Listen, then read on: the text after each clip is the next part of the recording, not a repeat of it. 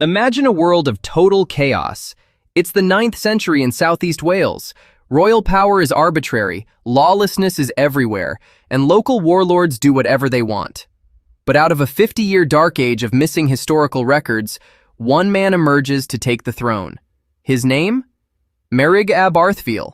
And depending on which historian you ask, he was either a powerful overking ruling all of southeast Wales, or just a minor ruler clinging to a fractured slice of land.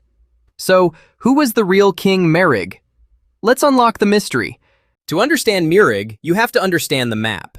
Back in the 600s, southeast Wales was one massive kingdom called Gwent. But by the time Merig takes power around 848 AD, likely succeeding his second cousin, Ethel ab Athrois, who was killed in battle, things had changed. The kingdom had split. We have Glue-Ising in the west, which held the higher status, and a smaller Gwent in the east. Now, this is where historians start throwing hands. Some experts argue Merig was the king of Glue-Ising, meaning he had authority across the entire region. Others firmly dissent, arguing he only ruled the smaller Gwent and had zero power outside of it. Why the confusion? Because the main source of his life is a total mess. Almost everything we know about Merig comes from the 12th century Book of Llandaf. For centuries, modern historians dismiss this book as completely worthless because a massive chunk of it is outright fraudulent. It's full of medieval copyists rewriting history. Worse yet, the records are totally undated, and there are multiple kings named Merig running around. But in the 1970s, historians realized that some parts of these charters are actually genuine. We know Merig was real because of a massive shout-out in 893 AD by Asser, the famous biographer of King Alfred the Great. Asser explicitly mentions Merig's sons, Brockvile and Fernvile, as the kings of Gwent. And what those charters tell us about Merig's actual rule is wild. During a time when kings used their power, like mob bosses, Merig did something entirely unexpected. Around the year 850, he issued a series of radical decrees.